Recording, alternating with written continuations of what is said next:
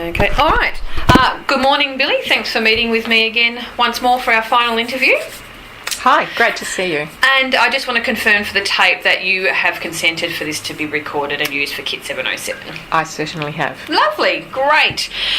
So last time we spoke, we mentioned we might have a follow-up interview, which is now. So we'd just like to have, the first question is, what kind of changes or adjustments do you think needs to occur for TARDIS to be able to start getting their head around an information management strategy?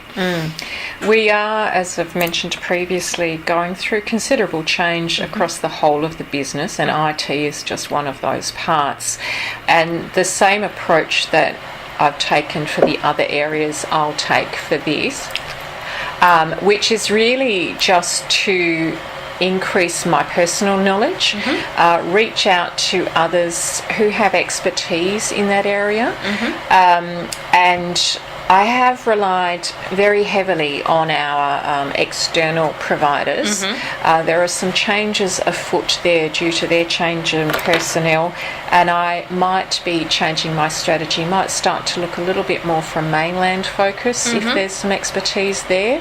But right here, right now, I'm still just considering my options, and it's very much a work in progress. But any input that anyone gives me, I'm very happy to listen. Excellent. So I guess this is where we come in. That would be fabulous. Yes, Fantastic. I'm all ears. It's not my expertise, so I'm very curious to hear what people have to say. Okay, great. So we're in a period of change, so now's the time to see what we can do about that. That'd be excellent, yes. Okay, so how are resources within TARDIS currently allocated? So, for example, in the recent merger process, how did you decide what resources were needed where during that acquisition period? It was quite a period of discovery when the acquisition commenced. I was new to the role, so some of the detail was not obvious to me at that time. But let me speak more to what it's like going forward, perhaps. I'm currently in the process of constructing our budget for the 2020 financial year, and what I'm doing is changing the chart of accounts for those who have a finance bent, changing the chart of accounts to reflect our segments and the accountability for each of those. So IT will be incorporated into our operations area and be part of that. So where I have started is to have a look at what existing resources we have, what we've had historically over a 3 to 5 year period, and then try to extrapolate that data to ensure that we have sufficient for growth, covering both our existing needs and our future needs. I will possibly redraft 6 months in and have a look at what that looks like, given it's my first year of budgeting. Okay, great. So previously it was sort of all in holus bolus, to use a slang term, which some students might understand, but now you're looking to be a bit more segmented and resource focused for particular functions. Yes, I'm giving greater granularity on each of the items and allocating, in good management practice, allocating the budget to segment heads who can then be responsible for that. So I remove bottlenecks. I also get the accountability, but there's greater clarity across the business as to who's responsible for what and what those financial implications are. Okay, great. So what are the important factors that TARDIS feels they need to consider when they start to develop their information management strategy? So slightly different focus from the first question. It's not what you need to change, but what maybe is your first step, do you think? My first step is for me to understand. I like to understand everything myself before I can ask what I hope are semi-intelligent questions. I also like to have an idea of some of the options that are out there. So my approach is always very people-focused. I talk to a lot of people about a lot of things, and then begin to narrow, having started very broad. I will do my own research online. I will speak to peers. I will speak to people in different markets. I'll speak to people locally and on the mainland and beyond. So for me, the very first step is that research and understanding, so that I can make informed comments and then seek people who might be able to help me deliver what I think I'm looking for. Sounds very sound, so that's great. Sounds very sound. Yeah. So does TARDIS have a long-term service agreement with their IT provider? And if so or not, does it include operational requirements, or are they strategic long-term needs that are also considered? So when we moved across to the virtual or to the cloud, we discussed moving on a month-by-month basis. I'm currently in negotiations with the provider about the long-term nature or otherwise of that agreement. It does not currently have enough service level agreement protocols in there for my satisfaction, and also binds us unsatisfactorily. In terms of what it provides, it's very operational in terms of following up number of queries from contractors and various other things. The only strategic aspect of it is the ability to bolt on and add, because it's virtual, quite rapidly. Given that we don't own the infrastructure, strategically we can add quickly. But beyond that, it's not strategic. It was strategic in my thinking about providing the support and physical protection of our data, but that's as far as it really goes in the strategic field. Okay, all right. So I'm also thinking, so now you've gone with the online server and you're looking at that operational versus strategic balance. Is there any other concerns you have hosting the data virtually that could impact how you might use this in the future? Yeah, one of the things that keeps me awake at night is the fact that I have lost control in some sense of patient records, which of course are important at so many different levels. My concern, coming from a finance and accounting background, is should something happen to the IT provider, for example, that they go into insolvency or administration, that there's an intermediary now between me and my patient records and data. I have grave concerns and have asked for legal input surrounding that access in a worst case scenario, because, as I say, I no longer have that direct relationship or direct control over my patient records. So certainly that's one of the things that I need to get my head around and gain comfort with in a long-term solution. Okay. A short-term solution I can do with it, but long-term I need to be able to get some comfort around that point. Yep, okay, that's understandable. So does the TARDIS existing systems update information about the latest disease, symptoms, or other diseases automatically, and then also share these things, these items received by your clinic with other institutions to help for peer-to-peer knowledge? So there's a number of issues in that particular question. The range of IT software that we use is significant. We have, I think I have mentioned, but again I'll say, our billing system is through one piece of software. Our clinical notes are through another piece of software, so those two pieces need to integrate, and that's been part of our problems. In addition to that, we have many licenses and agreements with counterparties. So, for example, should you look up the Therapeutic Guidelines of Australia, that is a not-for-profit organisation that provides information to the medical profession to provide input about different diseases, outcomes.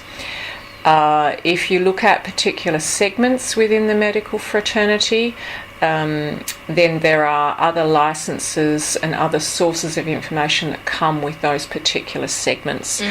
If you then start to think about the pharmaceutical interactions, where you might have medications interacting poorly, then there's a number of license agreements that we hold with that. So that's the inputting. When it comes to outgoing of information, for example, everyone would be aware that we're in the midst of an influenza potential outbreak. We've also have communicable diseases like chickenpox, measles, etc. So the medical fraternity are under obligation to advise that through to public health as soon as there's been an outbreak identified. So that sort of information is coming and going constantly between medical providers and government departments of various sources. So there's significant data being exchanged through multiple forums. Yep. So with you mentioned previously that, like, for example, when your practice sends patient data to another practice in the form of a referral, that's got to go through fax due to regulations. How is, let's say, the out push, so you've got to notify public health of a certain outbreak or condition, how is that information communicated? Is that through a secure server, or is it notified through email, or is it through letter? How does that get communicated usually? The point of difference there is that it's not identified. The patient is not identified. So the privacy legislation requires that if there's a range of identifiers, like a date of birth, address, name, Medicare number, etc., 3 pieces or more from memory, but I'm sure your students will be able to look up that legislation. If you have sufficient identifiers to be able to determine the patient, then that's when encryption of that data becomes vital.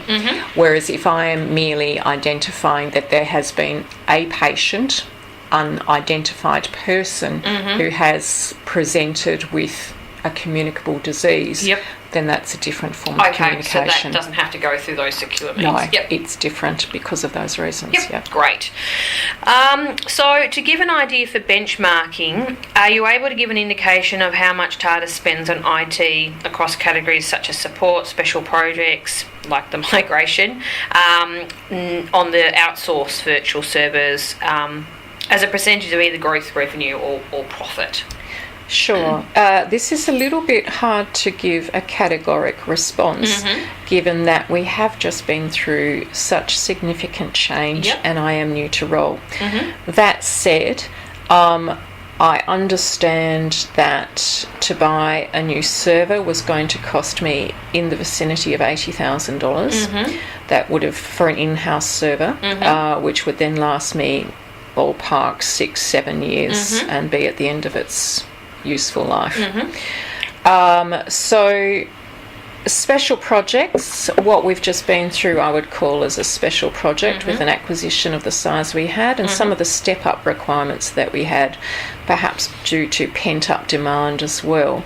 So to give you an estimate, I would say our ongoing contract with our IT providers, just for business as usual type IT, is about 1.5% of our gross revenue. In our existing financial year 2019, given the one-offs and unusual scenario, we're more in that 2.3 to 2.5% of revenue. Currently doing the 2020 budget. It's hard to estimate because we're still partway through this project. I need to have physical service still excluded from the current scenario that we're in.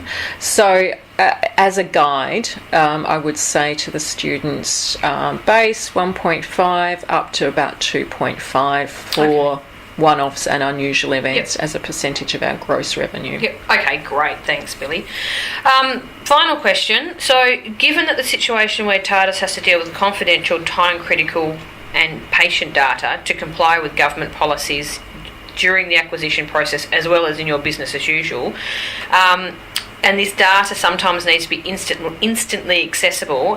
Have you considered incorporating any risk and change management strategies for when you might not be able to do this? We do have, so all medical providers are accredited by the government every 3 years. And one of the requirements that we need to satisfy is if there's a power failure, for example, which would mean that we couldn't instantly access our data, and we have an emergency kit ready, and it's old-fashioned. It's paper scripts, it's note papers, it's batteries. So we wouldn't be able to access the patient data. We would then just rely on the patient's presentation in that instance. We are looking at solar in terms of our backup supply when it comes to electricity. And of course that was one of the reasons that I went to the cloud, was to try and have some risk mitigation on those issues. But again, the students have identified a great area of work for me, which is about reviewing our risk strategy and framework. So unfortunately, I would have to say that this is also a work in progress.